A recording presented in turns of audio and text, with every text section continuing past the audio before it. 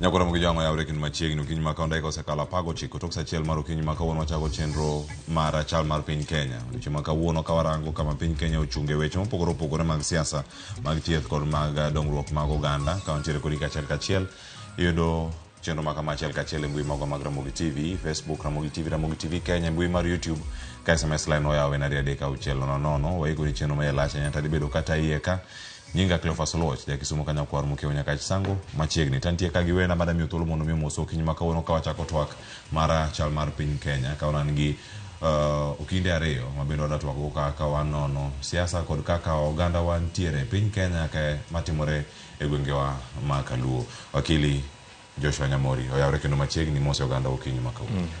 Oyawre Cleophas amoso jokanyanam kamoro magintie amor biro mondo wago mbaka e studio kawuono. Erokamano ahinya. Kama chalo bendo wan kaka kod wakili Charles Midenga oyawre kendo machiegni e Rupi.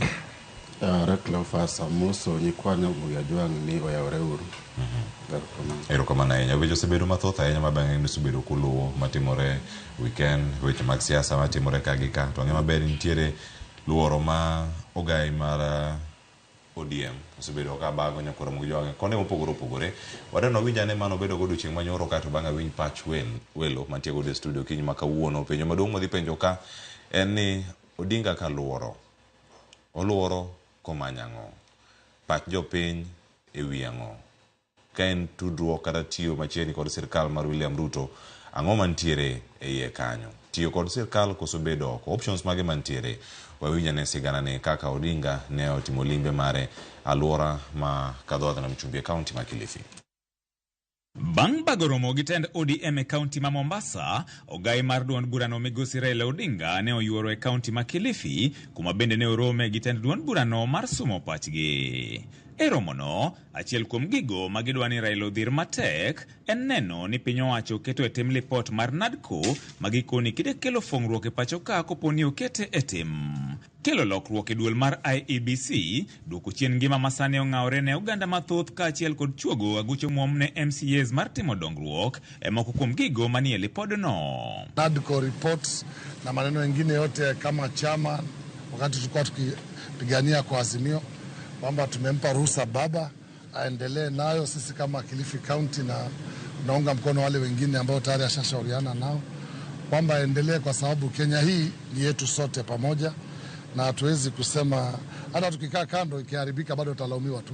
Kwa afadhali turekebishe tukiwa hapo ndani. Mimi nimetoka hapa na wakanipatia mimi kibali ili niweze kuzungumza na watu wengine.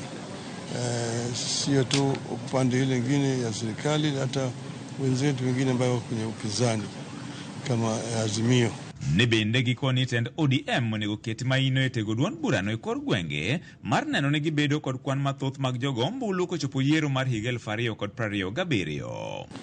Pande ya ugatuzi, shida hii ni kwamba pesa haiji ya kutosha hapa chini ya kufanya kazi sawa sawa. Vile wamesema ati mambo ya miundo msingi vile haendeshi sawa sawa. Mambo ya hii ujenzi ya masoko, hata hii affordable housing vile kuna changamoto. Kwa hivyo yale yote wanataka waone kama vile inavyofanyika. Lakini muhimu zaidi wamesema wanataka chama chetu cha ODM imarishwe. Moko kuom gigo mabende gidwani Raila olosie matut en yore mag bero uchumi mapacho ka, bero sekta mar thieth, ka achiel kod piny owacho keto e tim moko kuom chenro mag loch mag kor gwenge mabiro miyo omenda ichwalo e yo makare ne tend counties. Uchumi wananchi wanaumia. Hali ya maisha, gharama ya maisha imepanda, ushuru iko juu, kupani matibabu, mambo ya SHA bado haijafanya kazi sawa sawa. Sisi ndio wanachama, ndio viongozi tuliochaguliwa hapa na ODM, na yeye kama kiongozi wetu sidhani atatutia kwa shimo, na tumesema yeye endelee, na sisi bado tuko kwa ODM, si unajua. George Aoko, Ramogi TV. Erokamano ahinya George Aoko. Kanyo kama da chake twak kachiel. Gik mathoth nitiere moting'o nyaka mago mano ndiko e gazet kawuono kod mago motimo odiochieng' manyoro. Penjo mantie kacha ni poni wantiere kod co-president miluongo ni Raila Odinga. Kama liekore nitiere ni kadipo noket tim ripod ni mar NADCO apis mar prime minister inyalo keti maonge kuku mar telo ma pacho kae kata non-executive prime minister, to pach jopiny dhi bedo mage. Paro ma ichokoni ichoke gi lengo mane? Achako di wakili Charles Midenga e twak manogo ka koro kiny ma kawuono. Jatend piny Kenya gi ugai mar ODM Raila Odinga ne oromo juma mokalo. Bang' mano wach ni chako pach jopiny osewuotho e counties ma Kaluo, Kadhwath na Mchubiero chako chomo. Odhi bedo kochoko gi kuom kinde marom nade po nono. Nitiere geno madhi wuok kar ka koso gima wacho bende oseng'e. Erokamano Cleophas, mano penjo malew ahinya. Gima timore ne ugai mar ODM moluor Raila Amolo Odinga en nitiere buok maduong' manotimore kano koyiere e kom mar African Union chairperson maluongo ni AUC. Koro Raila nong'eyo ni koseyiere to koro kane gidhi tiyo gi Ruto 2027 koro weche mag Kenyan politics nok dhi bedo. To kaka notimore noyiera bwana mane Djibouti miluongo ni Mohamud. Koro Raila nyaka duogi mondo ne ani to koro ere kaka onyalo nyayo usiano mare gi ker. Koro mineno ka owuotho achiel kachiel e kuonde ma johera ma ODM nitiere. Asewinjo ka jomoko lieko ni kia non-executive prime minister gik machalo kamano. Katiba ok oyiene lemo machalo kamano. Kane wagoyo ombulu 2010 nowuok e gima luongo ni hybrid system. Iwinjo. Kata waluongo ni parliamentary system. To wadonjo gima luongo ni presidential system. Ma presidential system kaka ineno katiba ni kaka en ni e kaka en United States of America.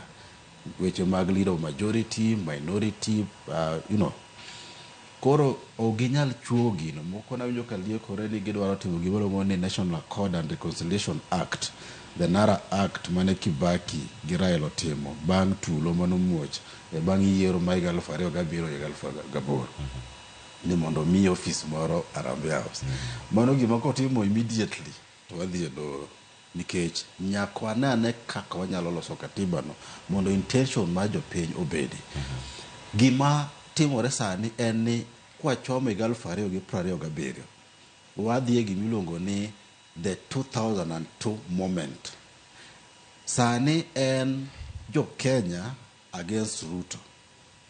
Iwinjo. Mamane gima Raila onego bed ni ong'eyo and everybody. Kata optim gi Ruto. Seche moko joma wet ni kotim gi Ruto kaka handshake ni to koro automatically ni jo Nyanza tebo gocho ne Ruto. Oyo. Asewuoyo gi jo Nyanza mathoth kata jo Western. Onge ng'ama dwaro Ruto Kenya kama wuone. Piny oridore ni neno mana weche mag shaka ne timore ni bilion 104 oketi to sirkal kia. Magi weche mainyo jo piny ma piny tek miwuoro. Koro gima ne Raila nyalo timo ne jo piny en achiel ni ong'iane ni 2027 oket maslahi mar jo piny mbele kodwa mosore gi Ruto. En demokrasia mare but ok wanyal yie ni nyalo terwa kuma nyalo inyo jo piny. Weche mag wuotho kuonde johera mag ODM achiel kachiel apani en gima waluongo mana ni lalling. Iwinjo. Wero lullaby ne jo piny. But gini en gima ne gisechweko gi chon. Irito mana gima waluongo ni opportune moment mar koro nyiedhe ayanga ni koro mae gima ne waseyie. Kineno kata mana jodito manowuok e ODM to dhi e sirkal kaka cabinet secretaries mago mana jok motenore gi Jakom. To japiny hie onge gima nyalo luongo ni benefit mayudo. Mar ariyo, onge gima iluongo ni wane sirkal kata onge sirkal. Gina wacho ga pile every time mabiro kae. E katiba ma wan godo ni ng'ata ni sirkal. Gima iluongo ni opposition notieko 2010. Waonge gi opposition. Wan gi kata mana kidhi e parliament wan gi leader of majority to gi leader of minority. Wan gi gima iluongo ni devolved counties. Gima ne waonge go 2010. Mabe tend gwenge ka in Migori County nitiere county government ma choko osuru to tero malo timiyo gi pesa ka malo biro pi. Homa Bay the same. Siaya Bay the same. Kisumu the same. koro ji nie sirkal. Jood bura seche ma gitimo oversight e National Assembly kata mana Senate, onge ni machacha jo opposition. We don't have giwuongo ni official leader of opposition. Koro kik wawuond jopiny ni sani koro wan e sirkal. Onge ng'ama onge sirkal. Ichulo osuru kaka ja Kenya. Ti expect services ratiro kaka ja Kenya. Koro katieko 2027 and 2002 moment and Kenya against Ruto.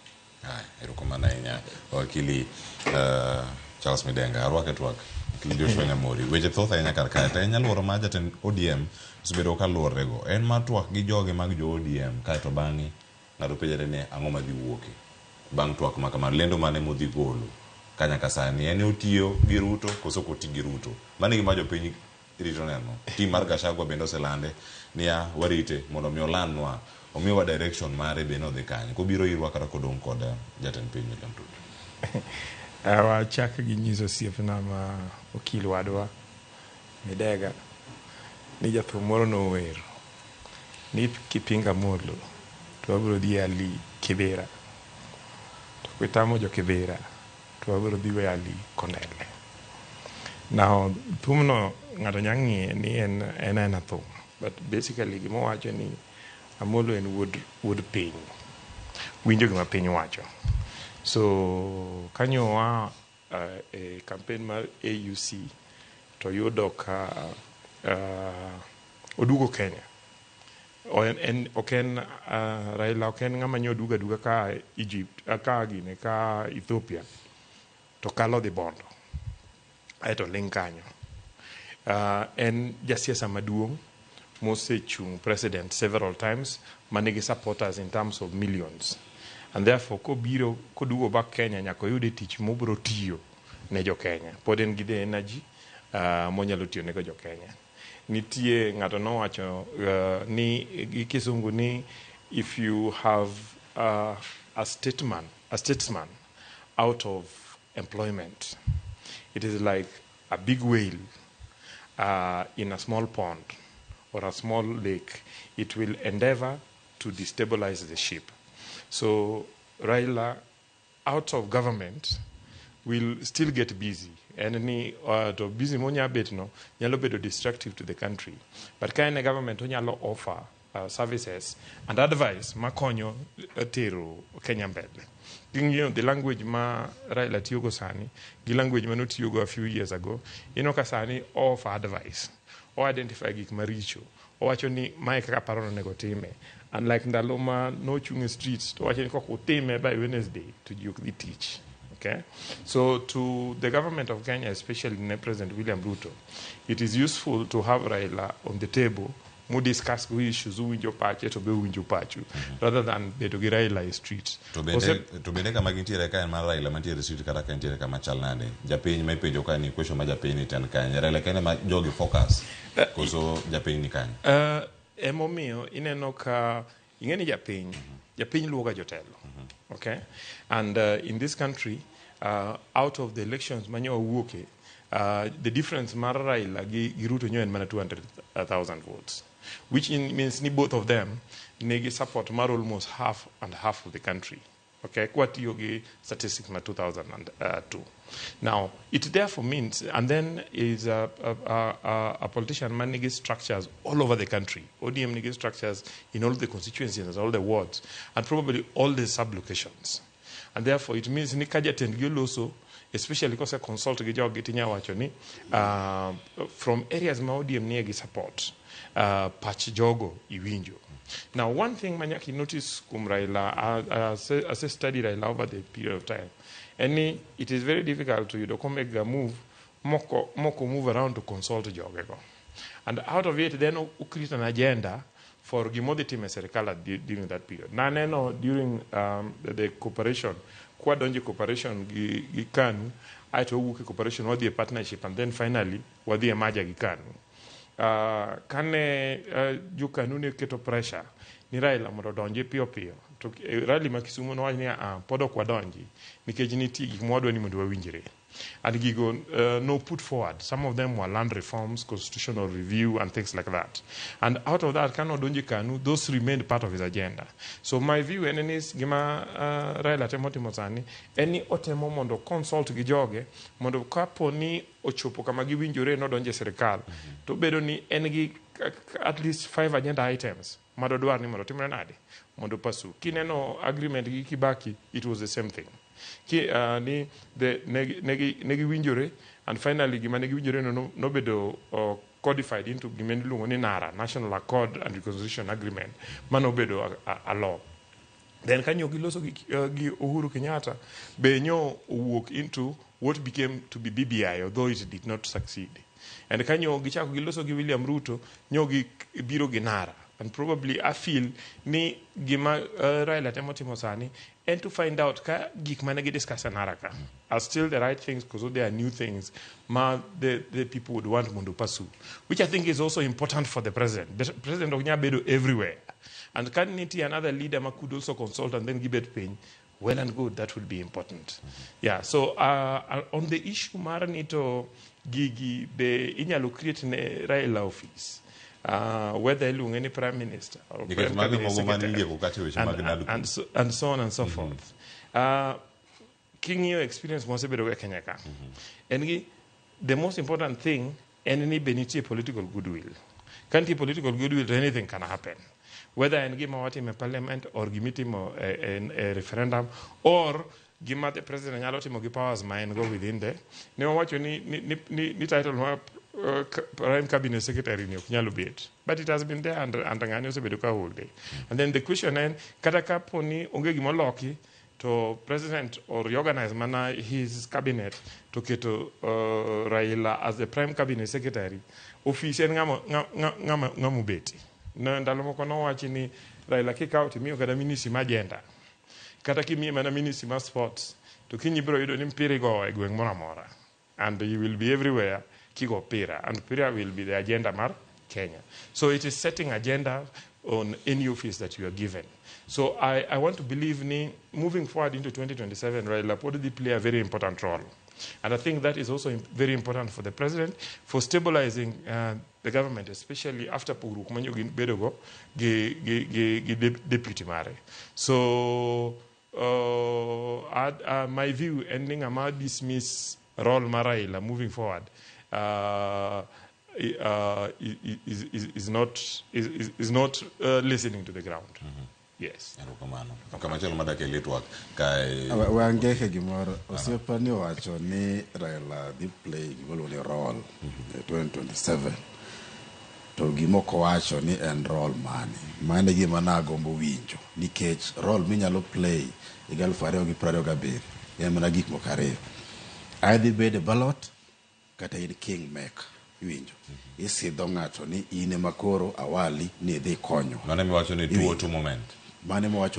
tu moment winjo kineno piny mama sawa Gachagua ose extend gimoluongo ni olive branch ne jakom bi monda me alosi ker man ang'eyo ni Raila wuoche ni duongo kanyalo advice but ka nanyalo advice Raila nanyalo yise ni odhir Gachagua omiye kom to mane ngema pia wanda ine wacho juma mokalo ni jokungo sing'iyo gi wuondo baba e kinde ka kinde no ok en gi diere kineno 2022 piny mar Nyanza nokogo kura mathoth ne baba Rift Valley nokogo kura mathoth ne Ruto Central emanoketo Ruto president mabe constituency mar Ruto no ken Rift Valley nen Central makimedo Central gi mbi ma agwambo ni gode piny mangima to nyalo bedo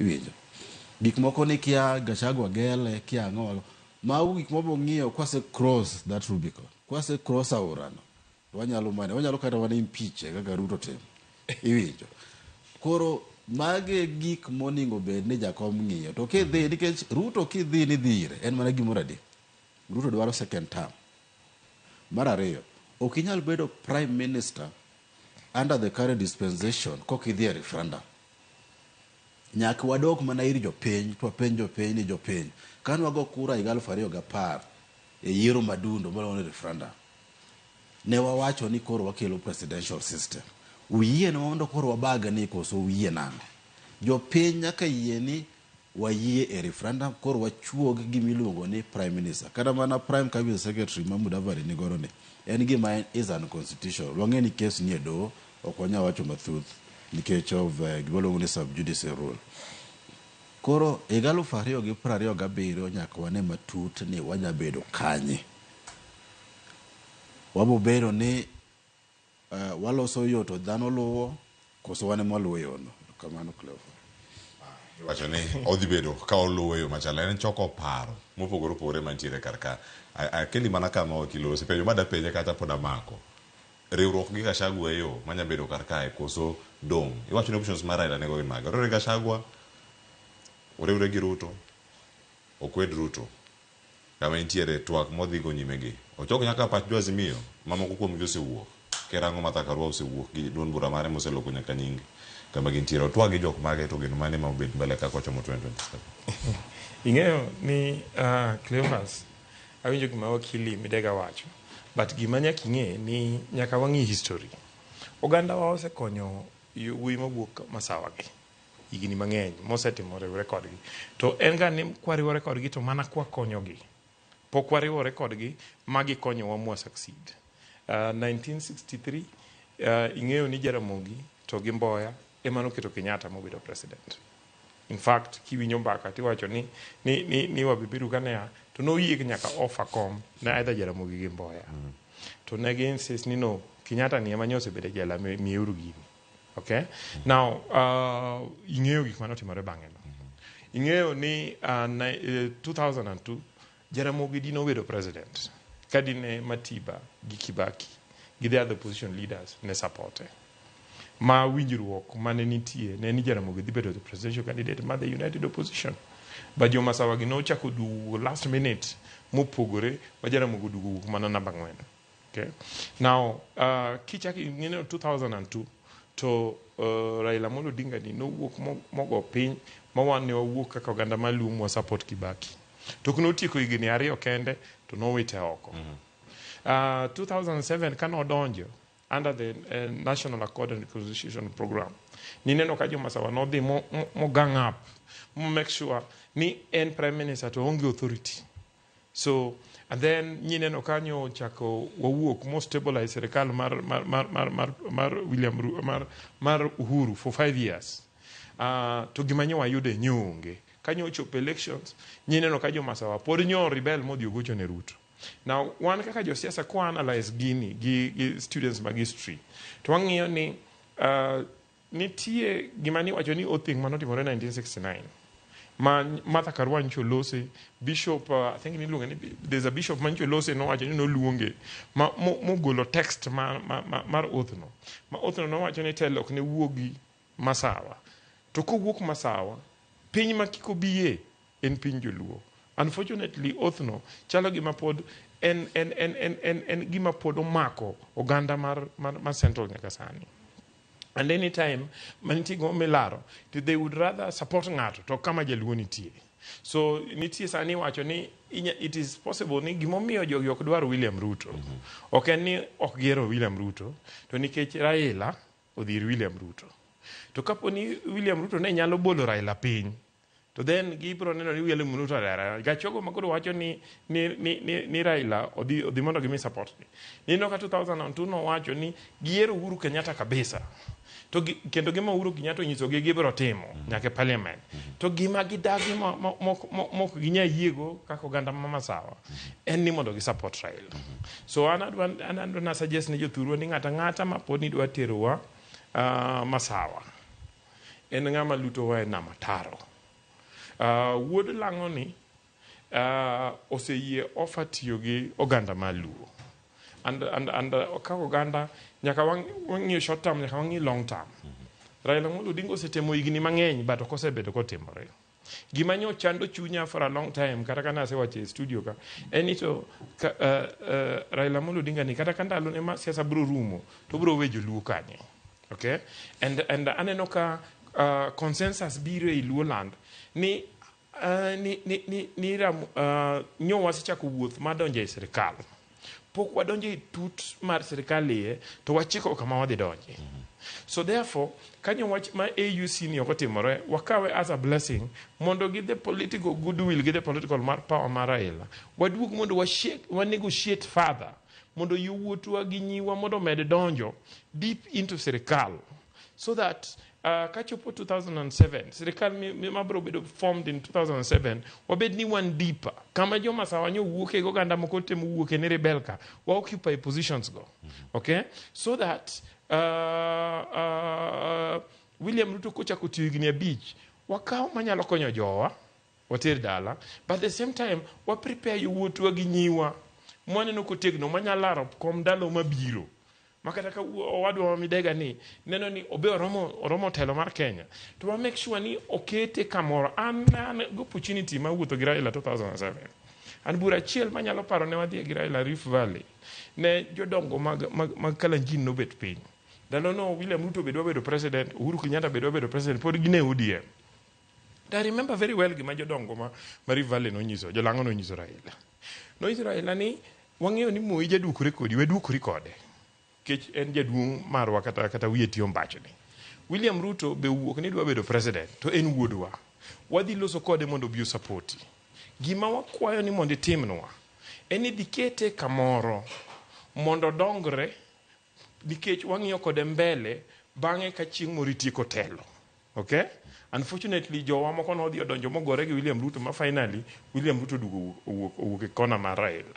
So my view and sani en gima watim en ng'ama nitie itelo no watem mondo wadonjo mondo wabuge kwase buge to kwase donjo iye kanyo to wager yowuotwa kanyo nitie yowuotwa wan gi cabinet ministers manyose donjo gi wan gi PSS for instance internal security kuma sirikal wuon nitie PS miluongo ni Raymond Omolo wan gi minister mar treasury maen Mbadi wan gi minister mar energy. Those are critical officers, and at the same time if it is possible ni under whatever name wanyalo negotiate ma an office be created for jaduong' Raila mondo dinga mondo donje sirikal to one attorney general magimara wama sirikal timo to nyako chiwo advice nyako kete lwete be nyaluo jogi bed ni nya negotiate to watemo mondo wadonje e sirikal mondo wasojowa gimo wanya yudo sani water dala to watimo mondo water dala kik warit ki erokamano mana kama nitiere kar kanyo wakili penjo mada penji kar kae deponi mana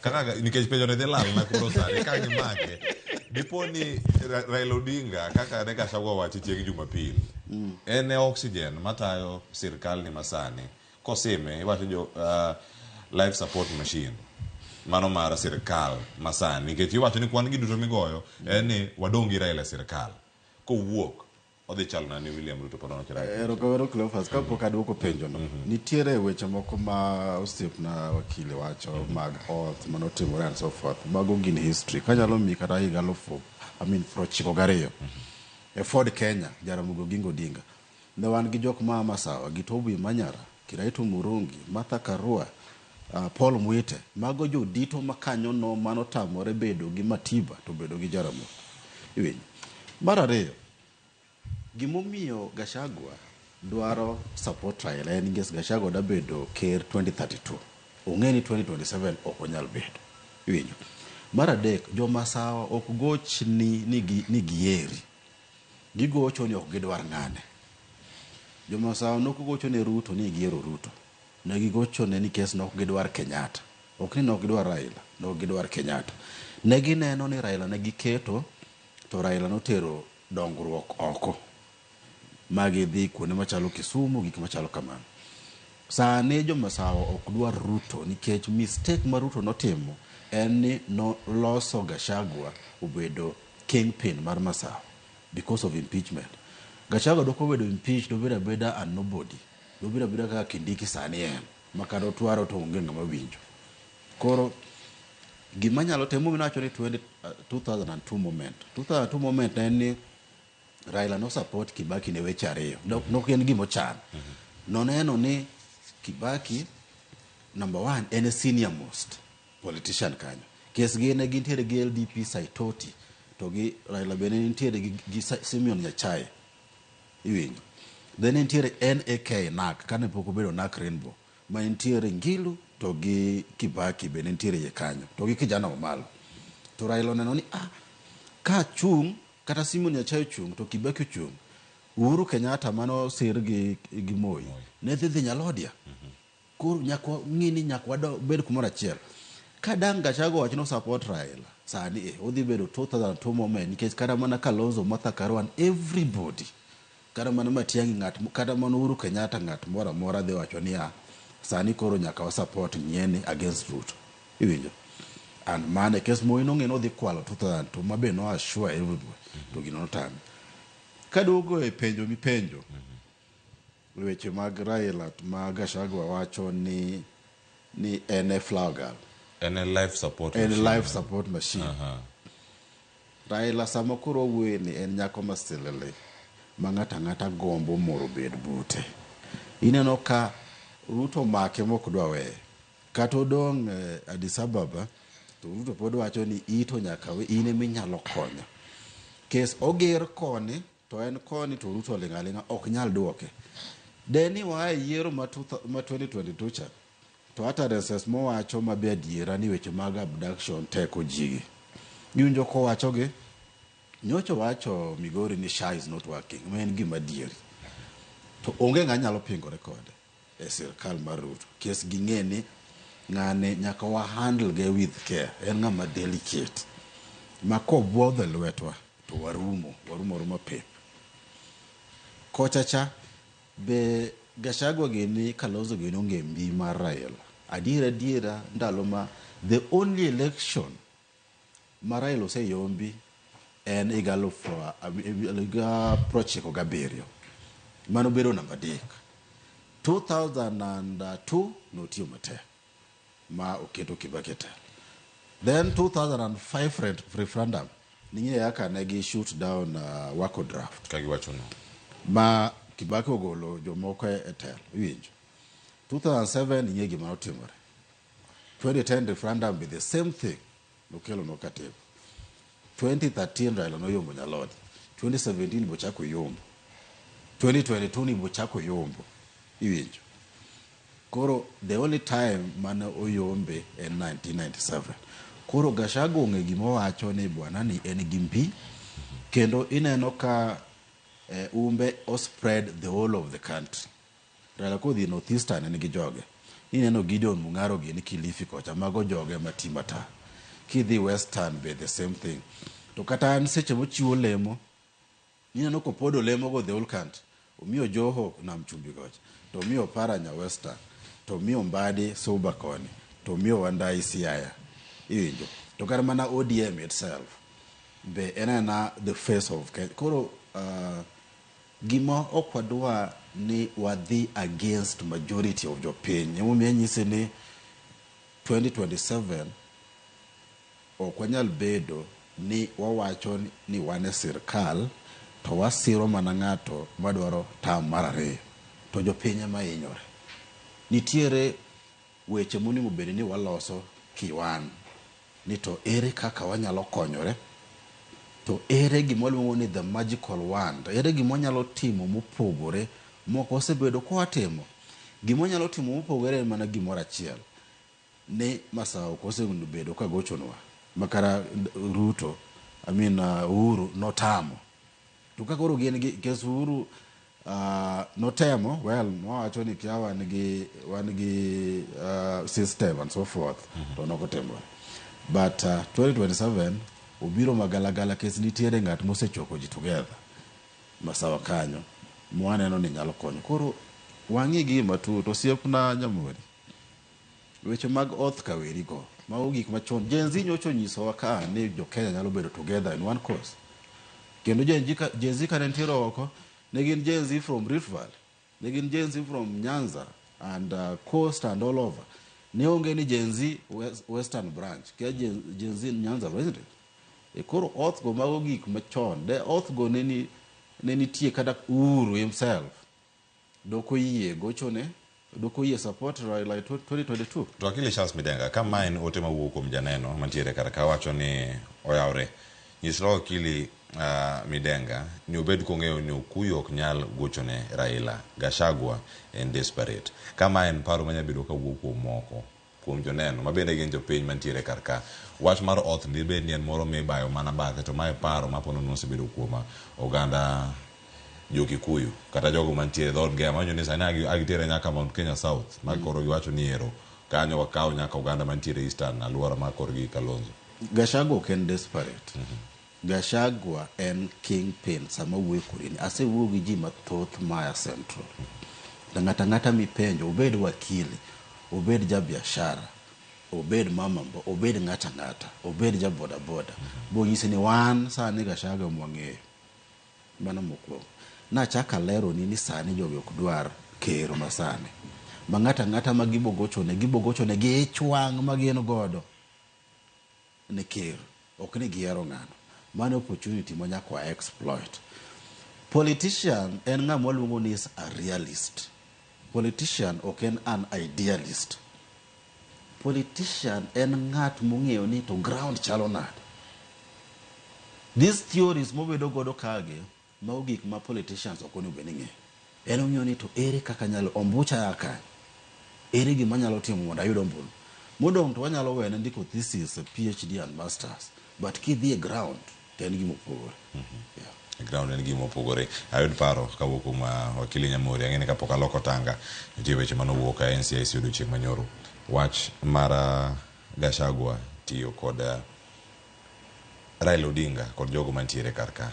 Twak ni obedi kin jok mage mar Raila Odinga luoro ni en gi thuolo modhi chopo ne jogi bende kweth masani kero sirkal tesre koso mano ma jogo mantiere kode iwacho ga ni osiepi samoro ok dekon ne dier kata ng'ama in go machiegni moko nyalo panja ne dieri mantiere nitie thuolo modhi yudo ka on kotwa kod Kalonzo kod joge ma jo Wiper manen god riwruok mag jo Azimio Eugene Wamalwa gini Martha Karua gini mane chal ka gima osewuok e Azimio. Jaduong' Raila timo consultation with stakeholders. The question monego bed ni wapenjore en ni stakeholders ga gin jomage. In my view, stakeholders mag Raila Odinga gin supporters ge. Gin joma osewuotho kode. Gin joma nie structure ne. Mondo make sure ni decision mo make and decision mo carry forward not only ideas but jogo be donjo kodgi gimotimore nade gimodwaro. So I don't see the reason why onego dhi od bed piny gi Kalonzo Musyoka. Kalonzo Musyoka ose declare no dwano bed president. Interestingly, the same Gachagua manyiso Raila kawuono ni in bi mondo aketi president. To kachopo chieng' Sunday to ringo dhi Ukambani nyiso jogo ni wan kod jok Wakamba kwariwore to wadhi kaw gini ma jaduong' no kohero to support ng'ama dwaro no but o support nyiso Kalonzo ni wanyalo keti president. Okay, kodhi Luhyaland be onyiso jo Luhyaland ni wariwre kodu. So en ng'ama chalo ni ohok support mar gine ni mondo med bedo relevant. Gima nyalo repeat en Gachagua is a desperate man matemo mondo bed relevant and therefore relevance ne en mana ko timore ka gimo offer something to the other communities. Yeah, one gi okwanyal weyo history ngamo history en onge kaka nyalo define the future without looking from the past ngama notimore chien.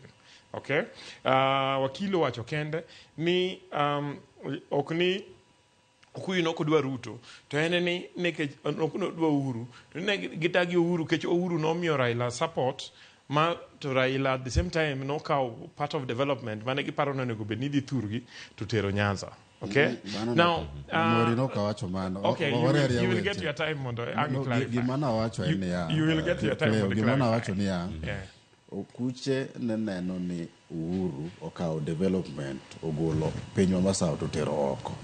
Which is not true. Ok ni okaw development to miyo jakom. Aparo ni ber kwarie weche mondo jo piny bonena dieri. Yeah, which is nitie dembra na Nyamori. Nitiere ng'at moweyo tich mane otimo mondo winjwa. Koro ber kwa wacho gimoga demba mondo jo piny ong'e gima dhi mbele. Okay. Yeah. Which is not true because Kingyo development records and gima asomo kapok na duga somo loni and na somo economics. So angyoga economic statistics. Kingyo life expectancy. Ingyo provision my government of spend on health. Ingyo infrastructure. Ingyo any other aspects of development. Tibiro yudoka Masawa all the years ma Kibaki gimaru Uhuru. Even ndalo mane wantie handshake mar Uhuru gi Kenyatta no, gima nyati minya wach notimore Nyanza maduong' manyalo compare to gima notimore Central. Onge Central iyudo ni nitie ndara nyaka villages, nyaka ndara minya los ni mae dhod wuon ng'ato kadhi e Simba. Okay, nitie pi everywhere.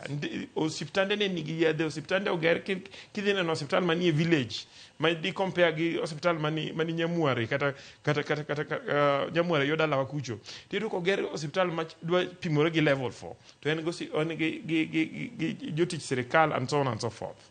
Now so Jomasawa will only support you kapodi continue to do gima gitime. Omiyo ka nyogi support William Ruto, to nyogi paro ni gi support William Ruto mondo gikete upper pet. To ka William Ruto dagi ni wari uru jo Kenya. To ni itimo gima rach. Inyalo pingo Masawa.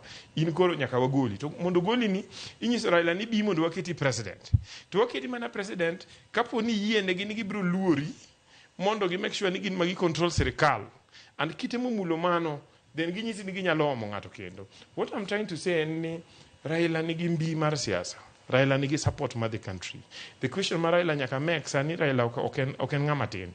En ni to mbine ni odhi tiyo kode mogik machal nade mondo lok Kenya, to especially oganda moseluwe gi igni oganda maluo. And the only option kikwa bet mojalo guok modhi ochunge daraja to tingo ringe dhoge to neno ka reflection mare be nigi guok moro manigi ringo e pi. To dwani mondo we ringo manie dhoge ni mondo chikre pi odhi okaw mach. Now ringo manie dhowa en ni already wane serikal. Already nitie yowuot wa e gimigepe mag serikal. Already President William Ruto oseketo Raila piny monyise ni bi mondo wati. My suggestion ni onge gima wanyadwaro moloma for the time being. Wadonjuru e serikal ne wate. Joma pod ni oko kata wakili. Nitie kona moro manene serikal kama kata wakili nyalo donji. Wadonjuru mondo wakao gima wanyaka waterne jowa. An gima kwayo. Ni wakao gima wanyaka waterne. And I give example. Kana donje National Housing Corporation. Taido ka kineno developments mane timore mag National Housing Corporation itimo. To ni kidhi piny Masawa tiyudo ka nyake village ogere ute. So gima kungu penyo ni aparo gima kwanyo ne penyo ni what about Migori? What about Kisumu? What about Nyanza? Out of that, apart from the project mane William Ruto okungutero Homa Bay, one project Kisumu, one project Siaya, one project Migori, okay? And there are several projects coming up in Nyanza because Anemesano. I was the first person, and thanks to President William Ruto, first Luo Mukungo bete that board in 25 years. So it therefore means ministries, departments, corporations, serikals, we make sure ni mesa kama decision bede made. Jowani tie kendo gibede key positions, masame yalo. Ni wangi kuon ni mone wapogi to ging'iyo ni ere mwanya tere thurwa. But at the same time mobro bedo chieng' makoro wan mwa chair gigo mondo wabedi ni kuono wane mwa decide kama dhiye. Ndalo no biro. Kikwawe kama wasedhi ni pod wadwa dhi oko ni wadwa dhi chako lweny moro oko. Serikal waonge history mar any president leaving power after one term. President William Ruto is not going to be the first leader to leave power at this, and he has never failed in election. People underrate William Ruto, and I'm suggesting he make mistake. Ni waluonga manyose bedo impeached. Waluoko to one gi chance mar tiyo gi president manitieni mondo jo oyudo development, mondo jo oyudo tije, mondo wa prepare jo wa mondo wuodwa moro kata nyarwa moro chieng' mondo dwar telo. To wabro chalo jo molala ithi. Erokamano wakili. Adana ka yuyo masanta. Angeni Charles Midanga ni gimoro midame. Dango duogo iri bang yuyo mawakao sani. Mare wacho kanyo ni ntiere laling. Kanyo bede ntiere wach mar lalruok. Waduogo koro ka walalre gigi duto warangi mana ka bedo kar kae. Willis Odembe wacho ni Cleo nyis Midanga ni okuyu nogocho ne Muite to presidential to ne gocho ne Matiba. Yango mantiere kar kae mabende nyabedo kae luwa. Mathoth aduogo ka kodo te mathoth mapod nyakwara mogi jwang medoro kar ka. SMS line opod awe na riade ka uchelo nono. Waduogo e twak mar chal mar piny Kenya. Gitwak mamoko muting'o ote manomi Gachagua kotenore koda weche magathuye kikidi mabora.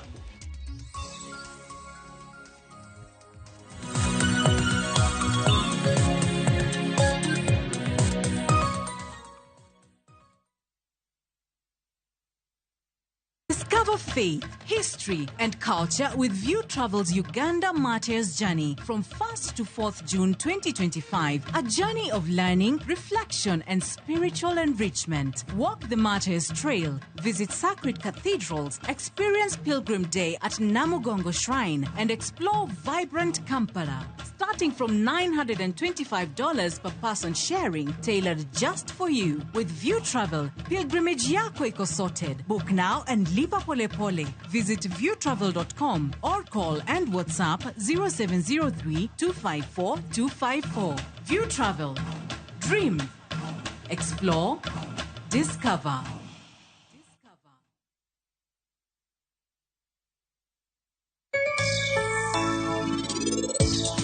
Penj laktar kokalo Ramogi TV ngima en mwandu iluonga ni Ruth Otieno kendo en ga morna mar bedo kod odiechieng' kodiechieng'.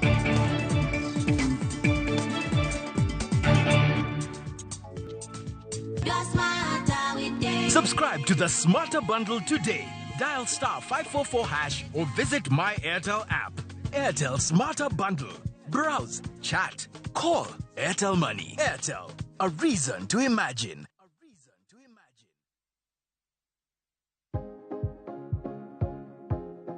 Yuo yie wich mang'ich mos ka itang' ni mar yie wich makamago gin mayom yom kendo nyalo chote yo mayot.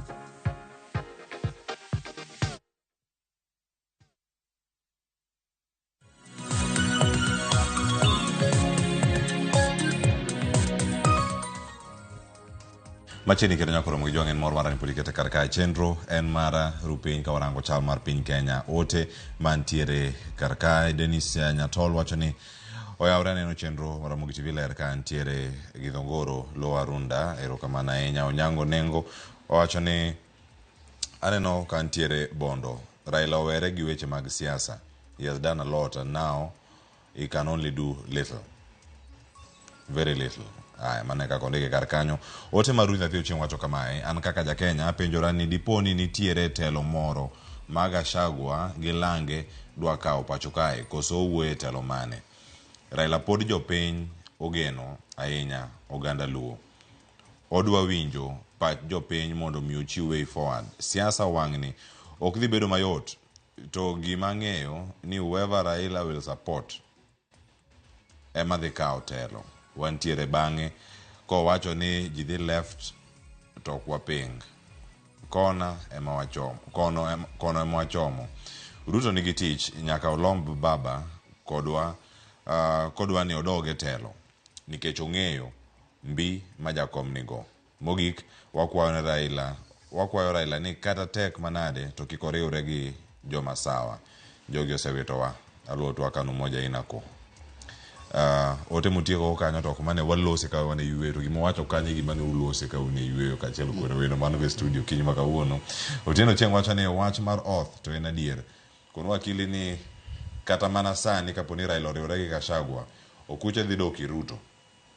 Miyo gima jowa nyaka ng'e ni wan jo Afrika waked kawanie iye moloyo bedo oko. Mano paro mantiere kar kanyo. Wakili adaido pacho duto mogik kato bang'e adhi e twak machielo badarango kaka NCIC nondiko oboke ne Gachagua. Chakuni midem. Erokamano. Mokwongo awinjo ka janeno moro wacho kanyo ni Raila odhi oywe. Mano ok en gima kare. Raila by African standards en ng'ama pod tin miwuoro. Kineno Cameroon Paul Biya osebedo e telo 40 years pod en e telo. Kineno kata mana Nguemo e Equatorial Guinea. Kara mana Joe Biden makoro nyocho kodhi mar ariyo ni. Kara mana Trump worldwide. Iwinjo. Koro wach mag retirement to ok gin gik ma wanyalo tiyogo. Mar ariyo en gima nae osiepane wacho ma gimoningo bende dhi ne jopiny duto. Kes ka e kuma gwenyruok paro bede to ka e kuma makosa bede. Adata monoyo ni onge gima waluongo ni koro wane e sirkal. Anyalo penjo ni Pio Ndai nyocho mi lemo mar teko. Anyalo penjo Nyamori ni be nitiere gima ling gima waluongo ni unique mosetimore nyaka ne Pio Ndai obed kanyo. E skul mo bath dala manyo osebiro mo wacho ni transformer bire. Mago gik mosedwaro transformers madikelo stima, the last mile mar stima, so that tienam nyamware mwalo wanyalo bedo gi stima, wanyalo bedo gi refrigerators, ginego rech. Ang'o ma wadwaro kendo? Ndalo ama kucho ka ok dwar bedo lawyers. Gin gidwa mana kaka giyudo ni rech magi gole na. Koro we appeal itugo kuma mete. Okay. We appeal the project mar last mile is a World Bank project. Enonge kuma CS mar energy bire. Kata samina na wuoyi ne wene. Kata samina na wuoyi ni gweng'wa Loma Sori Karungu. Nyocha last week okelnwa last mile ma gweng' te rieny. Opio wandai kat okaloma. Koro mago gik moko nyalo wuondo godo jopiny. Last mile and World Bank project. Mano na penjo mana moko. Mar ariyo, Mbadi Asuba. Ang'o maleng' ma Mbadi osetim monyalo wacho ni omi lemo mar treasury. Koro nitiere gima unique ma jo benefit onge. Same thing to Joho. Same thing to Parang. Ang'o matemo wacho? Atemo wacho ni gik mo wuondo jopiny ni koro wane sirkal. Mano gima tamo luongo ni so generic and general. Ni koro wane sirkal. Tupenyo ni jopiny kati ber mana kanyo kati onge kama wan gi tend gwenge devolved functions ma timo gik moni obeni loko pa jopiny. Kara mibadhi nitie kata mibadhi onge. Mano mokwongo. Mar ariyo onge gima oluongo ni adatemo nuoyo ni onge gima iluongo ni opposition e current dispensation. Ma en wer moni obeni wero seche duto kes ma e gima podi wuondo godo jopiny ni ne wan opposition sani wan sirkal. To onge gi lemo miluongo ni opposition. Ji te chulo osuru to ji te expect services. Iwinjo. Jopiny onego bed ni ere kaka wanyalo keto jotelo tesre kel gik miluongo ni koro ikawo twak mar jopiny. Ere kaka wanyalo lalore gi wabunge to gi MCS to gi governors. Ere kaka wanyalo konyo. To kiwacho ni ada podo lemo moro achiel to koro iwuondi leo. Ni ipodo ni lemo achiel ni koro na ina sirkal. Seche ma koro wach ni koro kaka example mano wacho ni Wandai koro nitie kanyo. Seche ma ng'ama nitiere god bura machon komoaye. Be nitiere koro pogro ni koro un gi special treatment. Un koro makati ko dhi ng'iewo duka en mana siling 10 nikech un sirkal. The same taxes ema gichulo. The same services ema gi expect. Iwinjo. Koro kiko then number 3. Mogi kapok wadhi kuma ne okang' machielo. Kane wago kura 2010 nwagolo gima waluongo ni imperial presidency.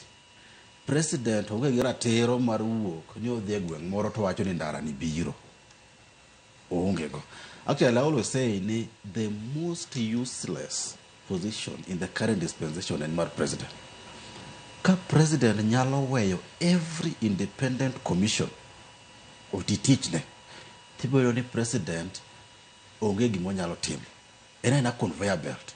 Kidwa appoint judges to ichako Judicial Service Commission ka biro ka. Sani wan gi duol mag weche mag yiero to gi ilo nango selection panel gi kiewo to gi kiewo selection panel duol ka gitimo tijgi to gitero ne president to puodho ka gisetimo tijgi. Parliament be the same thing. Kane wanyalo wacho ni kaka ne wapass katiba ni every commission otim tije. President gima gitimo ni just to intimidate and coerce ni unspecified consequences. Ni kokitimo kama tichoro ni duol mar EACC. Kokitimo kama to ini dhi e DCI. Ka DCI ne nyalo chung to gi EACC nyalo chung to gitimo tijgi kisirkal. Kako mege kichik ma president onge. Ibo ni kuma president nyalo chomo. Ge momiyo sani iwacho ni kia wa mi lemo president bo biro ni wabo mi ndara. To wan gi all manner of wan gi kera to kura to and so forth.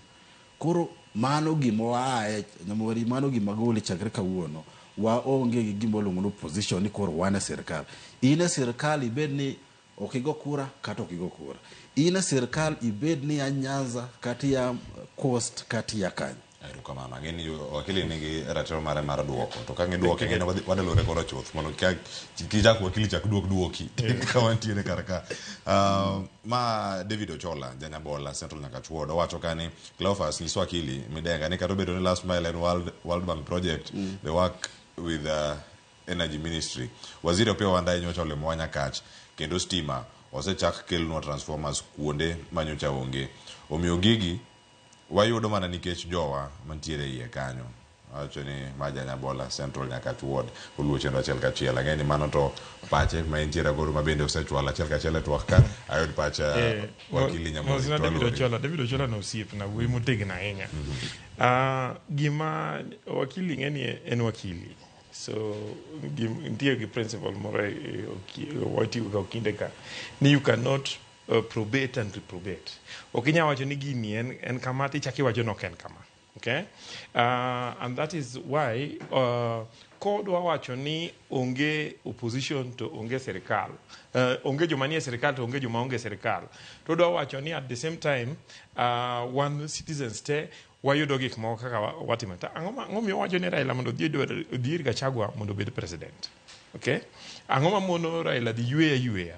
Nikech after all serikal onego bed ni tiyo to wan kaka wakili ka serikal ok ti to watere court. And court osetere president several times. Uhuru Kenyatta mane watemo tiyogo ni neno ka wach ma judges mo wacho no. For almost 5 years Uhuru Kenyatta nodagi appoint judges moko nikech no feel ni mago judges moko dwa. Moko be konye timo gik mano dwaro kisiasa. So presidency in reality is still a very powerful position. And everything all those independent commissions ultimately nyaka giduogi ir serikal president mondo president make either the final appointment kata oket lwete and gino president nyalo decide to time immediately kata president nyaka ne for 5 years. Okay? And you setemo the code, you setemo gukuku magine to president gima president dwaro bro timore. President nigi influence on gik matimore gi various ministries and so on and so forth. Gima nyaka osipna ni be ngeni muite no stick Jaramogi maina ne bad Jaramogi kama. To kane the election to Jaramogi keno yodo kura 400 to muiko do 30,000 votes. Okay? Martha Karua nyo nie bath Raila ma wan ga wona wuotho kanyo dhi to kata kura kata polling station mar Martha Karua nyaka polling station mar Uhuru Kenyatta nyo loye Raila. Okay? Which means ni in reality gina flower girls miyoru ni mondo keep busy but at the same time ging'eyo kuma gibiro tere kura because of interest margi. My view any joma nyo sedonje serikal gi nitie gima ineno kidi Homa Bay. For instance, for instance, Ring Road mitimo in Mfangano. For the first time, Mfangano nigigine. Kineno the development project matimo in terms of Chirni, in terms of Geroute, in terms of Septal and so on and so forth. Wakaurugi monya kawang'iyo mambele. Kikwawe ni pod wadwa dhi konyo jomoko mondo duge serikal joma nyose riembe serikal ni ka chieng' moro wadugo yude serikal wadonje wamed manasi korai serikal ka wayudo gima wanyalo yudo walos yowuotwa gi nyiwa mabro laro no piny ndalo mabiro. To wakili paro ni en tim maber koso en tim marach mar wacho ni ng'ato ka ntiere oko ma serikal to gi ok nya chopo ne gi joma nie serikal en tim marach to you see we have been so theoretical since 1963 ni wadwa timo gik moko kako onego time. Omiyo ne wawacho ni telo ni pod wawe nikech Kenyatta ni ema nyoni e jela en momiye gini. What happened? Kano donjo joma nokungo deal go en Jaramogi kotieko gi Jaramogi to deal gi Mboya. Okay? Majo osebedo out of government for all these years. Okay? Every time wabet ga ni biro nenore marach watim kako onego time. Watime kako onego time to joka to time kakitime.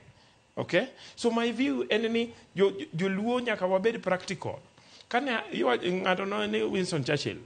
No wajoni if you are not idealistic at 20 then you have no heart. But if you are not you are still an idealist at 40 then you have no brain. Kako ganda maluo okonya bedni for over 50 years wasebedo ni wadwa kana watim kako nego timre to wane mwasafa. King your life expectancy mipimo wagi joma sawa. King yo joma nigi access to water ipimo wagi joma sawa. Joma nigi access to healthcare ipimo wagi joma sawa. Tibiro yudo ko opogore kabisa tan ogigo opogore nikech gine serikal asinyiso uni for instance housing ka nitie gik ma se negotiate mabiro Nyanza simply because abete mesago. Okay? And then when you say jowa, don't you remove the mess name? Masamora mora mo idokani nono. The money then is yanda nikanya tiwaje ni ana support William Ruto. Da biruka we ura berika. Angoma nika manya telo nijo thuru. Ero kamano. Magi kanyo kora mo jago yo kanyo wach ma wakili owache. Angeni wakili Charles Midenga kono kanyo ko tieko wach ma tiere wie kanyo mathoth. To wada loko tangana kora mo jonka wanje Chal Mar Piny Kenya mondo mi warangi kama chielo weche magatue mabende osebedo kae ka isego jalup jatend piny Kenya machon mar Rigathi Gachagua. Ntiere tipo moko monya neno sani achiel kachiel kanya ka sani akora mogi jwang duol mochune rango achiel mano mar Uganda mano NCIC oseo mano en jalup jatend piny Kenya Rigathi Gachagua mano kuom nyiso kit telo ma obam kendo kelo pogruok e kind Uganda jo Kenya. Wanyano mana pichni go ka gintiere kanya achiel kachiel mano ka inyalo neno thuolo maneno graphics makamago ka gintiere mano ote mane ochiw kanyo kod jakom duol mano mar NCIC mano Dr. Samuel Kobia mabende nowacho ni en ranyisi mabende ne ochiw kanyo e dwe mar ariyo e higani kane entiere kanisa mar AIPCA mano Kiongo Ingembe North mano kama iwacho ni weche mano wacho ne porono dhi kelo pogruok mag Uganda. Kinde mane ntiere kar kae owacho kanyo ni kadiponi jatend piny Kenya udhiro golo Martha Koome apis kikonyon masawa mar piny Kenya kata kikonyon Meru. Wach maka wuok kuom jalup jatend piny Kenya machon wakili Charles Midenga achako kod gi ote ma NCIC koro wacho ne gimenyo Gachagua weche magatue.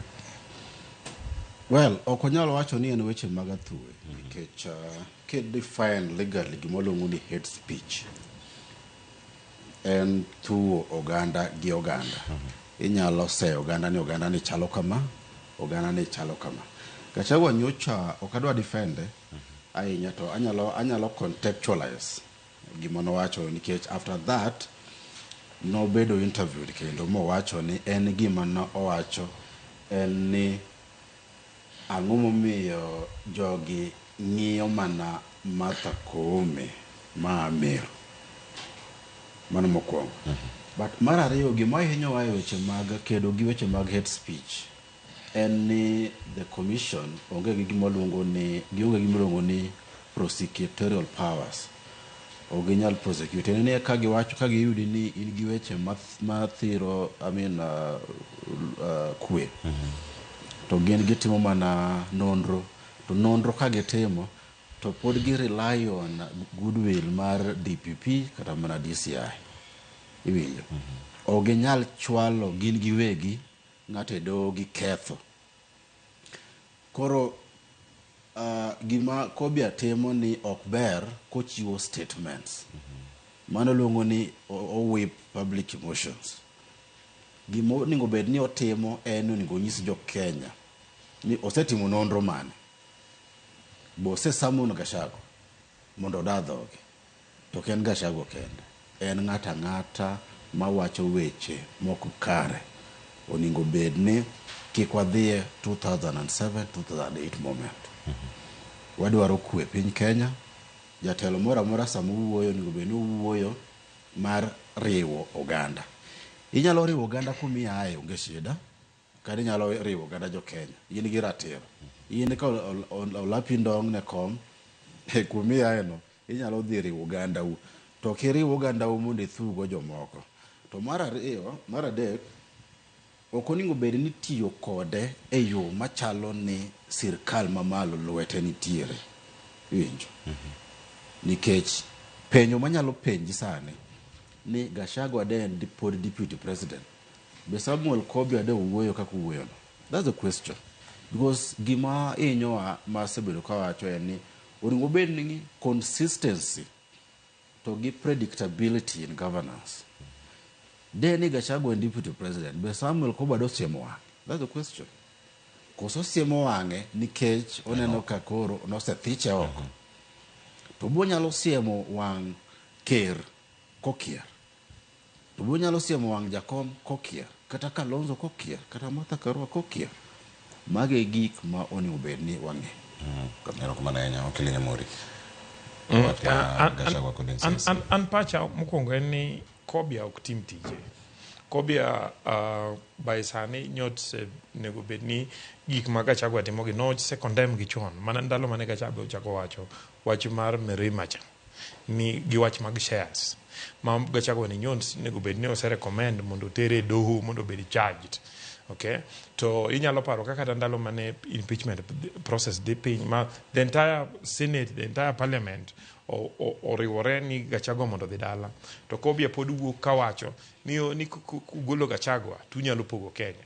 So chalo gima en mano miyo Gachagua feel ni after all anyalo pogo jo Kenya, anyalo suppose about jo Masawa, anyalo wacho kaka jo Masawa monego emano go kura monego bed nigi shares, anyalo wacho kaka onego wariw jo Masawa mondo wakaw gotelo, anyalo wacho kaka onego wachak Gema, to onge gima nyalo timo. Wakili Musip Nama Midega ung'eyo very well ni wach mar Martha Koome en wach mabedo dealt with the Judicial Service Commission, and the Judicial Service Commission onege processes ge and Martha Karua okene the first judge. Martha Koome is not the first judge. Mitero a Judicial Service Commission and the process mo nyalo dhi mondo defend himself, and therefore kangato nyalo dhi mondo whip ethnic emotions mo ni dwa no gol Martha Karua kecho penj Martha Karua penjo moko mondo duoki, then ngano en ngama temo mondo pog jo Kenya, en ngama chalo ngama dwani mondo incite jo piny, en ngama chalo ngama dwani mondo kel lweny, an ngama kamano nego bed condemned, en ngama nego bed questioned, en ngama nego tele court, en ngama action should be taken against. And therefore ana feeling it is the time mondo NCIC mondo obed reorganized, obed restructured, or me a new leadership manegi the authority mobedo respected across the country, manyalo tackle political leaders whether Guinness Serikal or outside the government. As we approach 2027, mondo the kind of narrative Gachagua temo mondo promote around the country mondo watieki. Yeah, we need a strong leadership. Mano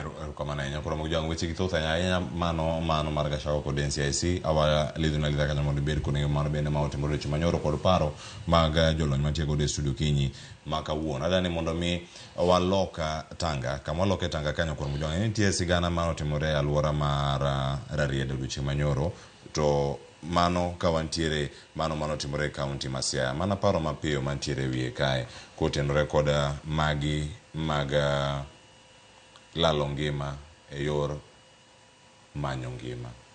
Jogi ntiere kata ka gimanyo ngima nikech gidhi kata ka gikunyo mula, kendo kanyo Mina Beach ne owito ngimagi. Jodak alwora ma Rarieda, jogo mantiere kar kanyo wadhi yudo thuolo mano mar winjo mana kama wantiere kar ka achiel wacho ni mine gi nyidendi maromo kanyo 6 mano mag jokuny mula ne otho mane dag kunyo mula mantiere mano Malumba mantiere North Ramba location mano medore sub county mar Rarieda county ma Siaya.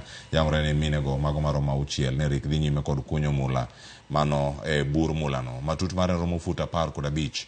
Masira mano mar senyruok mar burno ne ojukogi kendo ikogi ka gintiere e bur makamano. Wanyamana winjo kaka jaduong' mano Malumba mano Caroline Oginga ne olero matut ewi masira makamano e yor simu kano to akode Ramogi TV.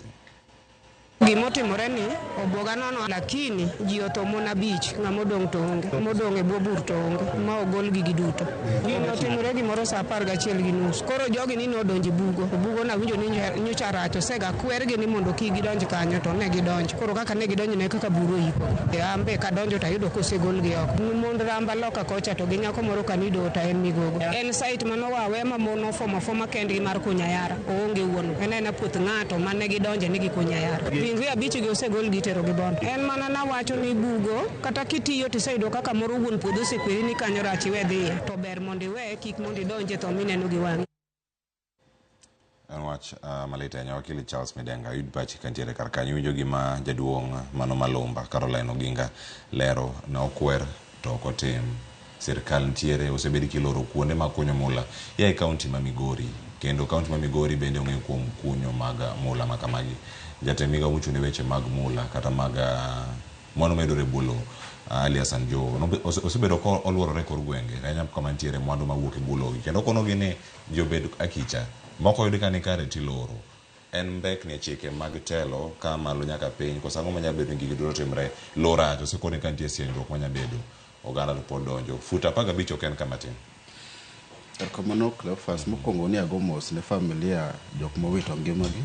En gima lit miwuoro ni ng'at manowuok ni dhi manyo kaka nyithinde kata mana familia nyalo yudo resruok owito ngimane. Mar ariyo, gini ok en wacho ni waonge chike. Kenya ka wan gi chike every sector kumoro amora. Wan gi chike moloyo. To because wang'iyo gimoluongo ni mechanical approach to the law. Samoro amora ma gimoro timore to wadhi e od bura to waloso chik. To ok wang'e ni wan kaka jo Kenya ere maleng' manyalo timo manyalo konyo. Okay? What en software mane wanyalo timo mondo wane ni chik otimore makare. Gini ok en radiera kende. Kata mana Budalangi, kata mana Kakamega, kata mana kuma e Migori, Makalda. Especially Makalda Kanyarwanda. Gima inyowa en ni ok wati gi gimoluongo ni lony manyasani. Ni 2025 pod iyudo ni miyo nigi karaya ni nokochungo mula. To wan gi mashinde monego bed ni watiyogo manyalo konyo. Mar ariyo, waonge gimoluongo ni empowerment. Nitiere investors mobiro gi mashinde moko to ok gikonjo piny. Wan gi gimoluongo ni corporate social responsibility. Jogi kawo mula to dhigo. To onge empowerment ne locals. Kidhi Makalda, ok ibi yudo ni macha osiptal moger gi investor magolo mula ka. Kata school. Kata mana ndara madonjo ka. Ikawe tidhi. To gima inyowa ni jodito especially jo county government kabiluongo nyingi. Jo county government ema inyowa kabisa. Case ase kata mana bede winjo maka ng'ato otemo ni wacho ni chungi jo piny tineno ni ng'ato golo koke county government kanyo ni koro odwa frustrate ng'at ma fight mana haki mar japiny. Ose kuny mula piny maru from kata mana before independence. To kipenjo ni to ere ng'ama mula noseloko ngimane? Onge. En abject poverty. Igolo mula to nitie jok ma kata mine no koro ne kunyogo. You know, gima is annoying ni seche ma gikunye to nitiere ng'at ma kawo irgi on a very low price. To kata mashinde ma sophisticated manyasani manyalo tiyogo mondo wa enhance. Gimomiyo ok wadwa operationalize chikego. En ni jodito ma sirkal nitie benefit. Makata kidhi e ground, tibodo ni sites madongo dongo. Ibo isi ni macha mar ng'ane, macha mar ng'ane, macha mar ng'ane. En na gima theory moro mar governance mani ni mondo control ng'ato, ni mondo bed ng'at majachan. Ki empower to kibi control. It's a very annoying. Minego onge any benefit magiyudo kanyo apart from ofuke jodito mar investors kanyo. Mane tuo ma inyowa. Eruka mana inya. Wakili Joshua Nyamuri. Mokwongo adwa riwora gi wakili mondo aor rambi ne familia mag jowa manyo onindo, mine manyo onindo rarieda. En gima lit ahinya and gima timore en ni minegi dhie gini kech gionge choice. Kane en gi choice madhi puro puothe moro monyalo gole cham mousi mobed noromo nyalo tero nyithinde school to nyalo finance thieth to kelo chiemo, then that is the option ma ginyalo bedo rather than dhi donje buru kama ging'eyo ni they run the risk ni either gite kata jomoko kuom gibro tho. And adwa ni mondo akwa oganda wa especially leadership mathurwa ni mondo wariwre uru mondo wang'iyane how we can empower economically jowa. Nikech kok wang'iyo how for instance kuonde ma mula aego kaka inyatim gi in a way mitimo jopiny yudo opportunity ma participating e weche mag mining gi, to at the same time itimo gi kitiyo gi modern technology kaka wakili wacho, then jowa biro medo mana tho.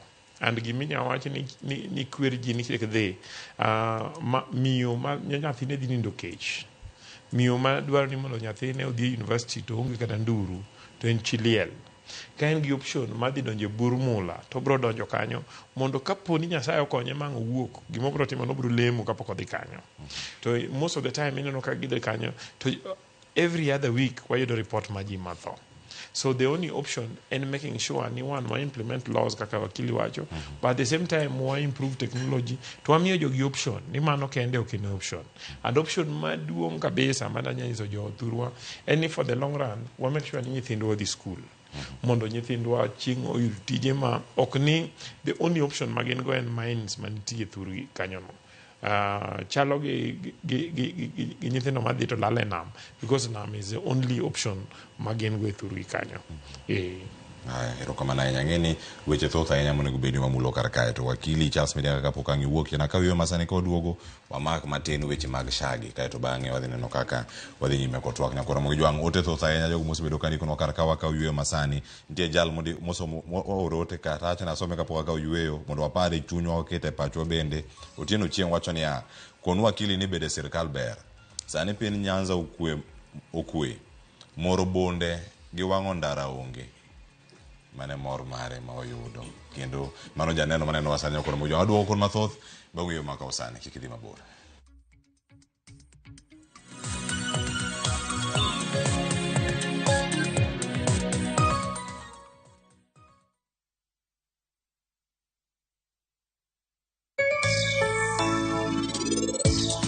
Penj laktar kokalo Ramogi TV ngima en mwandu. Iluonga ni Ruth Otieno, kendo en ga morna mar bedo kod odiechieng' kodiechieng'.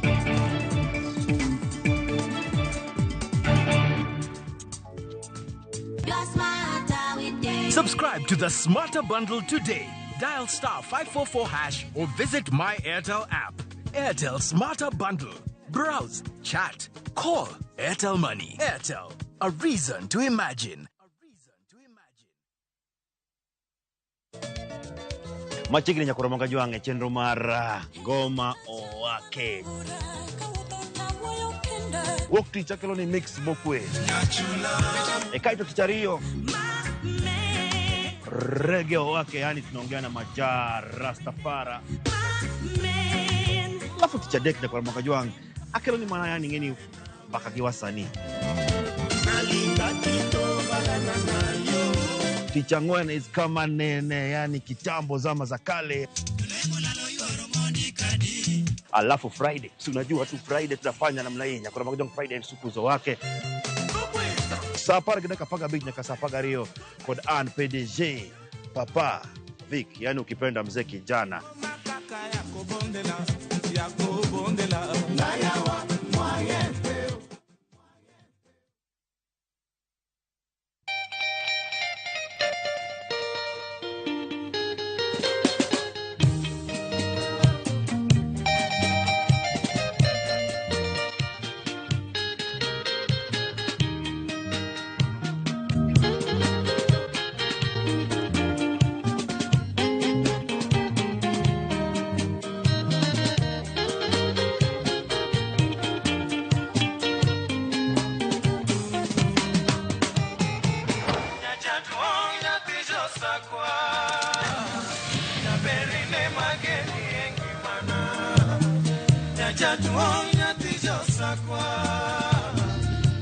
Radio Ramogi, Karchun Jaluo.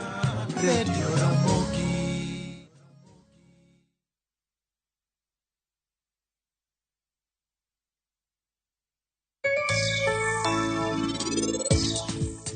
Nyatewa ma Devi kane, ene mich marwa maduong', to machiegni obo bedo chi dalane.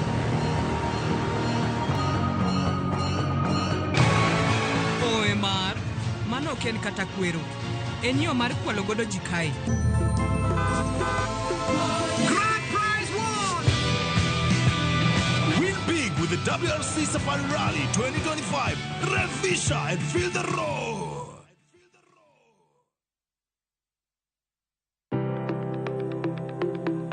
gima konyo e ngima mapile, to ok en gima ng'ato dwaro e ngimane.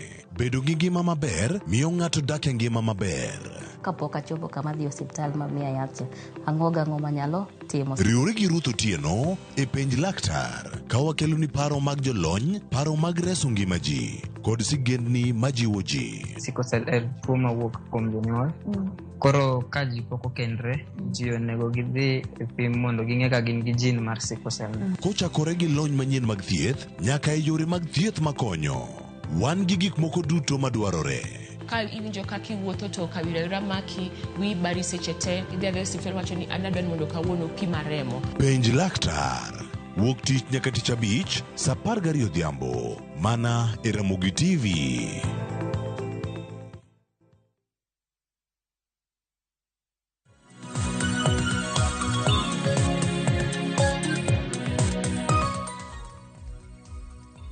Anya kuro mujua mwantiere karkae kendo koro kama wachope sana rango wechego mag thieth tainya Auditor General mano ma pacho kae yango ni nitiere omenda ma osebed kanyo king'ado ganda jo Kenya mano ma en 2.5 mano mag chulo nengo mar okumbani mar thieth mar SHA kendo ichwale agulu moro manonro mare nyaka sani pod otimo mudho kata ler malong'o bende onge karkae.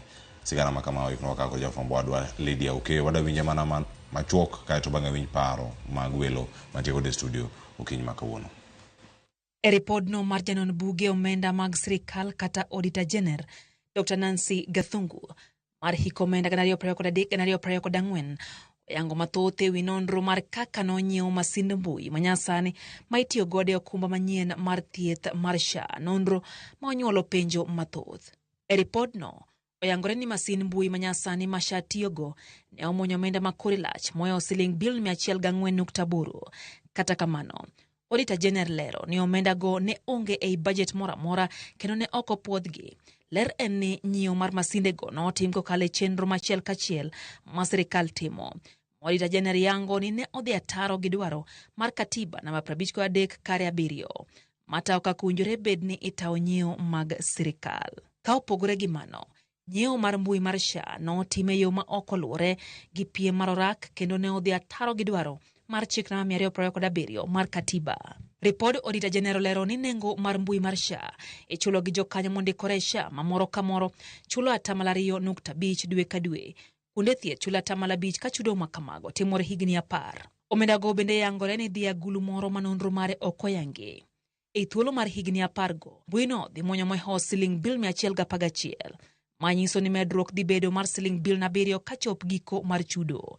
Manyiso ni jo Kenya dhi bedo kachulo nengo mwandu magionge godo kod adieri kendo ler bende okomigi. Ripod no bende onyuolo penjo ewi kaka winjore chwal masinde kata mbui go osiptende duto mag sirikal ne mar onge ler mora ewi kwan duto mag osiptende go. Bende nitiere omenda mar siling bil 7 mane oketi tenge ne tiego jochiw thieth mondo mi obed gi ng'eyo ewi chenro makamano. Kata kamano, onge ler ma ochiw ni to gin tiegruok machalo nade ma owinjore chiw to ichiwogi e yo mane. Magi timore ka koro yangore ni kata sirikal onge nyalo mar loko teknolojia no kaluwore gi ridruok mar winjruok mano kete koke gi weg chenro makamano. Anya kura mojua wangu ntiere karka weche thoth ahinya mabe winjo karka mudho oganda nitiere system itiyo bende wacho ni omenda manokao kata mbui ma itiyo kanyo manengone ni malo. E report Auditor General omedo mana dunyo apilo e gino ma onyabedo ni adhola manyaka sani pod liet kata pod late ahinya ne jopiny. Okili Charles Mokwongo ni NHIF nolosi 1997-98. Kibaki otiyo gi NHIF mowe kaka oyuden. Uhuru be otiyo gi NHIF mowe kaka oyuden. Penjo mo penjore ni to ere gimomiyo koro nyaka wachuoga SHA gi SHI to wae NHIF. Shida ma NHIF mane nitiere go ne en mana mibadhi kende. To NHIF ne cover gik mang'eny kata mana dialysis ne kidney patients gik mathoth. Mibadhi mane ochuochien kanyo to no NHIF ne tiyo. To koro kikelo SHA to mibadhi ma koro ochuochien ka maloyo kata mana NHIF.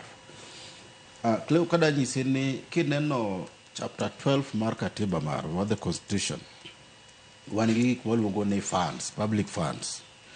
Kaliko mana matiro kadwa wacho a lot of theory about it. anyone here one code yangwen one gibolongo ni equalization fund, consolidated fund, county revenue fund, to gi contingencies fund. Funds gi te kidwa gologe nyaka ibed gimolongo ni an act of parliament, molongo ni appropriation act. Tiende ni National Assembly nyaka chuog chik madundo mana mar golo pesa no. To control of budget be nyaka puodhi kwayo mar golo pesa no. To SHA ineno ni contribution mar members nitiere 2.5% ma dhi kuma ji kia. Mano en chik okalo chik. Mar ariyo ni platform ma SHA nitiere ni ok en mar sirkal, en a private entity. Penjo mopenjore maduong' ni ang'o momiyo nwae NHIF to adhi e SHA. Koso nitiere kaka nichuogo mibadhi ka. Mokuongo nagone erokamano Auditor General to gi Control of Budget. Gisechung' ne gi jopiny for so long kendo gitiyo tijgi makare. By now penjo molony de koro dhano manitiere kanyo osegwe tao. Kidhi osiptal nitiere debate moro kani SHA tiyo kata ok ti, isn't it? Adier makende nitiere kuonde ma otiye. To compare gi NHIF ne tiyo moloye. SHA ok cover dialysis mar kidney patients. Mano gima NHIF was covering. And other diseases monego bed ni o cover. To gima duong' en ni mibadhi 104 billion shillings manokete SHA ni. To wapenjore ni sani koro USAID ni neno Trump gi weche mag USAID. Sirkal en gi misplaced priorities. Penjo machielo monyako penjore. Manyonge mane nitiere NHIF during transition period from NHIF to SHA. Pesa gono dhi kanye. Mago penjo makipenjo to ok ibiyudo duoko gi. Koro jopiny nyaka o fight ne rights maggi. Kendo nyaka wapenji wach ni ang'eni bodhi e doho kendo oningo ler ni to ere kaka jopiny nyalo yudo resruok. Nikech kidhi kar osiptende nitiere gik monego bed ni SHA no timo to ok nyal timo. Karama the process of the itself is so complex. There's a lot of bureaucracy monego bed ni timo. Hie SHA onego bed ni wadoke gima noluongo ni NHIF. Mano gima osebedo ka timo kendo onge gima ne rach apart from mibadhi makoro SHA is just gimonyalo luongo ni is a glorified mibadhi, just a glorified corruption. Onge gima chelo monyalo luongo apart from that. Erokamano ahinya. Ayud paro kendo agoni erokamano ahinya wakili Okanga bedo kodi ka watieko chenro to erokamano kuom thuolo mar bedo koda bende okinyi ma kawuono chenro mar rupiny kendo kwa toko dia kachiel erokamano ahinya wakili Charles Midenga. Ng'eni koro weche mag bedo okil koro sani be osechako doho ang'o weyi thuolo mondo midhi ka ang'o weyi do twak achiel ka kuoma wakili Joshua Nyamori wach mar SHA mudho okwake obed kode yo machal nade kaka oganda jo Kenya geno maginya bedo godo yie to bed mane. Adwa mana mondo confirm ni gima wakili wacho ni SHA cover dialysis. Tinde information nitie e internet. Ngata manyalo dhi check sani ibro yudo ni dialysis en achiel kuom areas ma SHA cover. So SHA cover areas mang'eny maloyo gik mane NHIF nyalo cover. SHA en a new system and samiketo ga new system especially in terms of technology nitie problems ma wuok ka gi kacha, nitie problems mag efficiency mag the system ma inyalo mana ng'eyo sama system no tiyo. And I believe ni sirikal gi joma are concerned ng'ete mong'iyo gigo mondo o sort out the problem. President osebedo ka repeat severally ni o agree ni nitie areas ma nitie problems to kwayo jopiny mondo donji mondo register so as they solve out those problems mondo obed ni SHA nyalo run effectively because okobi run kapok wabedo registered. So the most important thing en ni ogendni moko register wakwa jowa be mondo o register inyalo register simbi, inyalo dhi health centers mondo register mondo ibed ni inyalo yudo benefit, joma nitie udi be nyalo yudo benefit.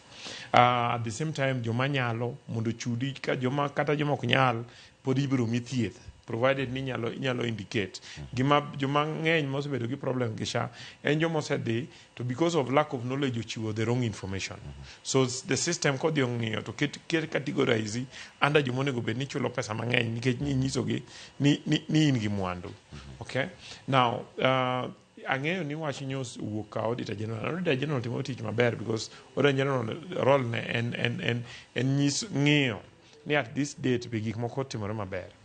I want to believe ni most of the time kineno reports mag Auditor General ok ni mabadhi nyotimore, but iyudo ni probably nyoko miye nyoko yudo sama nyogi dhino ok nyogi yudo documents magidwaro kata nyok yudo explanation magidwaro. I believe ni explanations of bro timore, and in any case mantie mibadhi moro president osebedo ka chiwo confirmation ni supports EACC gi other investigative authorities mondo investigate to take action. However, nyaka wang'e ni it is possible ni part of the money could be used to pay technology, because technology no waonge kode level wa ndalo moko nadhi e piny moro mar Sweden tadhi neno area magilose technology ma to kineno area no chalo Kisumu town cha ero ka chiegni entire Kisumu town en kama building mara mora midonje to en building midil gi weche mag technology. King'iyo the investment mwase make as a country on technology pod piny manyiso ni nyaka wanyiew gigi koa kocha to wanyiew gi very expensively, because gimionge go ng'ama go beche kako dwaro kech en gi monopoly over those things. So the one of the things manyaka watim in the long run in developing technology mekwa mondo wabed ni wanya anka gigi on technology ma wan go ma serikal onyiew from jowa. To wakili, depo ni chenro gi duto magi mag SHA ne otim e yo moro mar ng'wech ahinya, kendo manyalo bedo ni kata ka nopoyo jogo matiyo kod, nikech kineno kit omenda moket tenge mine weche mag tiegruok mano maromo bilion 7, chak nitie machielo maromo kacha bilion 100 kod 11, mano omenda ma ichulo mano kochopo higni 10, mano e weche mag tiyo kod nonro. Kata kineno kanyo kit chudo mokwongo mar osuptal golo atamalo 5, nitiere thuolo mano mag chudo maromo higni 10, chudo mag jokanyo mag SHA mago maromo kacha 2 kata atamalo 2.5. Omenda gi duto kaneno kama gintie duto omenda moket tenge weche mag tiegruok. Bende kwan ok oket maler ni gigi onego bed ni wuok adi machal nade osuptende, kata kwan masinde gi kata mag mbui monego bed ni chopo osuptende. Depo ni mae makelo kata delays kendo ng'ur mag jopiny. Jotelo osewacho ni nitiere achiedh nade, rem nitiere, ji chung' nade mondo mi gidhi kode nyime. Gima nyalo wacho Cleophas en ni we can do better. Wanyalo timo maber moloyo kaka watimo, and onego bed ni wa focus ni ere gima pok otimore ma wanyalo improve on mondo wabed to kik wabed joma wacho ni ok wabi chako timo gimoro nyaka wabed perfect. Kane 2002 kane as civil society ni wago koko ni wadwaro free primary education, to ka president mano take over, Mwai Kibaki no take over gi Raila Amolo Odinga gini, to the NAC government no declare ni nyithindo te mondo dhi e school. To jowacho go ni to gidhi e school nade, to school waonge classes moromo, to waonge teachers moromo, to waonge so many things moromo. But the shared decision ni dhi ure school mondo wane the needs madwarore, mondo wachak keto pesa, mondo wa improve infrastructure, wa employ more teachers and so on and so forth. Kenya no, after a few years, nobody recognized worldwide as one of the most effective countries in terms of free primary education. And therefore, wachmashani, NHIF nyo nigi problems mang'eny malich. And problems manyo NHIF nigono, emanyo wadwa ni mondo wakiwa gi SHA. Nyalo bed ni SHA pod nigi tungu ni ka gi kuonde ma nyaka bed improve, but we must recognize needs better. Nyo governor ma Homa Bay, Governor Wanga nyo nti one of the stations, and nyo penje ni in kaka governor ma and health and a devolved function ang'o minyalo wacho kuom SHA, especially kineno thuru ma Homa Bay county ni. To nyo wacho ni nitie problems e SHA, but SHA is better than NHIF. Owacho ni only 15% of jo Homa Bay ne access NHIF. Sani 40% of jo Homa Bay access SHA. Mano is a governor maluso, which means ni en ngama deal go siptande, kitchen in charge of siptande. O deal en mochulo the health practitioners and so on and so forth. So manaka kanyo wacho, ado ni munda encourage jowa, ni what we do, and you identify what the challenges are. Serikal gijo telo, gijo siasa, gimigepe mag civil society. Ubed pima ought see how to recognize, to make them more efficient. Kama ni poni ni tie mibadhi. We should focus on mibadhi no mondo jomari involved in the mibadhi go. Utere doho mondo be punished to be an example. But okwanyaka iwacho ni you do not throw out a baby with the bath water. Ni koro gini nige problem jomo ngato nyo kwelo ka koro gini rach wadoge mane rach moloyo cha. Yeah. Do mane gi manotem gi NHIF kan wacho ne NHIF no kiti no golete. Yeah, but there was nothing better than Shani. And what we are saying, duond governors, as several governors kawacho. Kada chairman ma the governors ilungeni Abdullah or somebody. Man notices. You wacho ni gin ka gibet kaka governors, they can confirm nisha tiyo engi problems batu tiyo. It has improved services. And anyalo nyisi ni kosa ite meyo machal ngech jotelo maloso ka governor kiwinj governor Homa Bay wacho no tiyo. Governor mantie alwora mag North Eastern kwacho wacho ni gitiyo. Duol mar governors wacho ni gitiyo. Jokombe gi bende no ka wacho ni gitiyo. To japiny mane ground ka. Japiny ni be iloso kode koso jotelo magini tiyo ne gini. Japiny kata kwatero kamera gisani oko. E county Homa Bay kama governor wanga wuok wakona lebich no dhie ground. Openjo penye weche maga SHA. Paro kendo duoko wacho ni gini uktie kata ground. Kidhie ground mi timo sample. Governor wacho ni 40% ma jopiny access SHA. Manyiso ni about 60% poko access SHA. And most likely a big chunk of 60% ago poko access SHA because poko register. Okay? But because waketo itgi siasa gi radio gi TV ni ginokti. Koro kidhi penje kata poko bedo gi ngama tuo to ni ginokti. An gi jatuo moro ma support mano siepena. Manyicha nigi problem mag dialysis mineno kiwacho no. And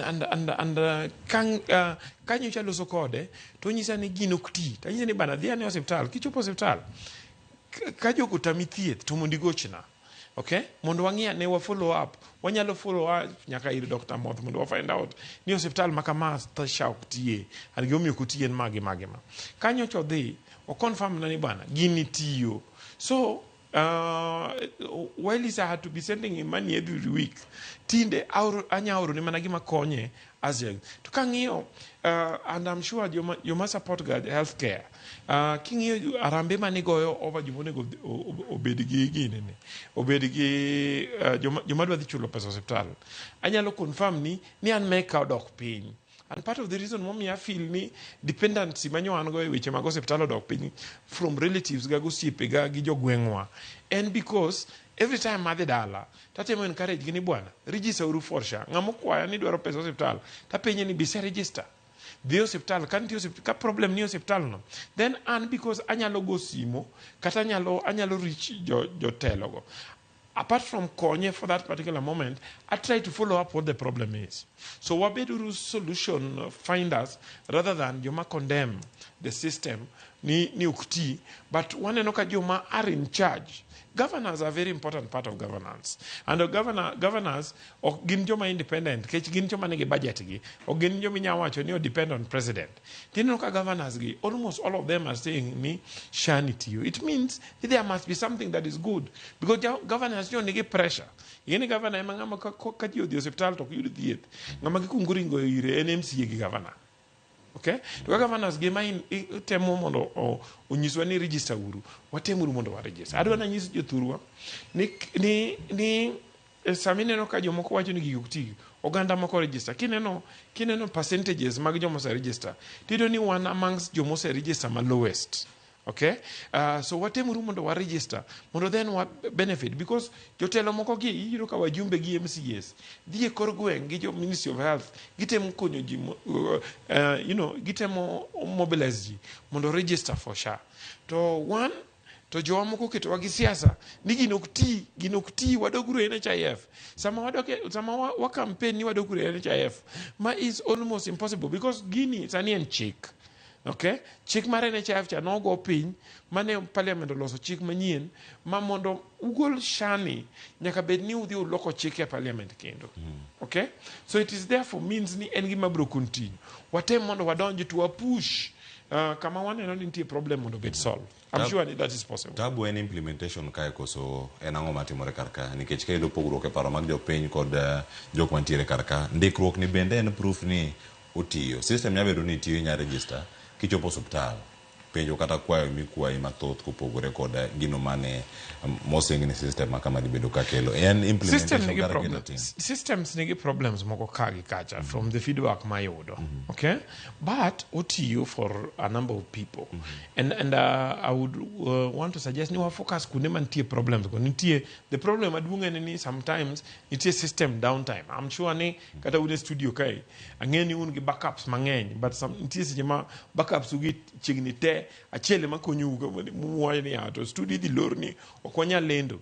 Okay, but manage money go one ensure ni we reduce the downtime ni to almost zero. Okay, I to wapunji jo pain they ni kagi fail gine cha to gi chiu information ka okiti kinga modhier ka in gi nyithinda pa give that information correctly sami fail formono kiki chiu information nikech ineno ni bro nenore marach an be nyaka nyis ji ni an wuod nyanga ka ngane koro kipenji ni be in gi mtoka ti wacho ni in gi mtoka. Okay, ni in gi tich to kara tich yonge go samoro ina makanga gine ne mar tuk to kopenye ni in gi tich tiwacho ni in gi tich wawacha dieri situation ma wantie mondo joma nyalo chul but joma ok nyal to mondo yud thieth. Yeah, the most important thing anyone mobilize joma mondo register kise register to kori claim no kuti berbere. For instance an very clear gi joma na support gov e weche mag health ni anyalo mana konyi e weche mar health kan ni se register for SHA midhi mido ka thieth ok yudo then mana nyalo konyi but sama konyi ni ta follow up to find out ni ang'om your problem nitie mar yath to aneno ka gino se reduce expenses na because ochuno joma nya support ga e weche mag healthcare mondo ringo dhi otimango or register because it is only through that minyalo yudo any other support. Sani an kata idwaro weche mag school ta penye into school midwaro ni be say they register for SHA.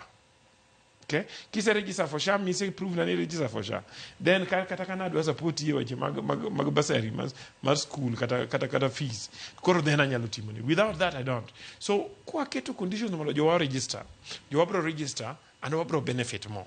Yes, aguniro kama nanya wakili Joshua Nyamuru kundo tulo matoko da bende okiny makone cheroni maru piny ka orango chal mar piny Kenya nyakoro muge juang mane ma kelo ai giko mano mar twak mabende obedo godo kiny makono ka orango chal mara piny Kenya nan kan koda wakili Joshua Nyamuri kachel koda ka okil Charles Midenga ka warango chal mar piny Kenya wecho bedo godo mathoth ahinya karango counties kachel koda kamago ma obedo e alworawa mane mokelo e giko na tai chenro ni nyinga Cleophas Watch jakisumo kanya kwar mokeo nyaka sango gi jogo bende maoro ote ka atumo mos ka dipone moko kuom joka de somo mabende luo chenro achel ka ya mano mono mi asomi kata kokwa de duoko gi ka achel director na kona kana wuogi awuok mana macheni kai greetings luo twak kendo amor Gachagua oken kingpin mar got telo marach mani onyiso no miyo thiche oko kendo kapar ni nitiere lony monyalo nyiso kata yiere kendo muma wacho ni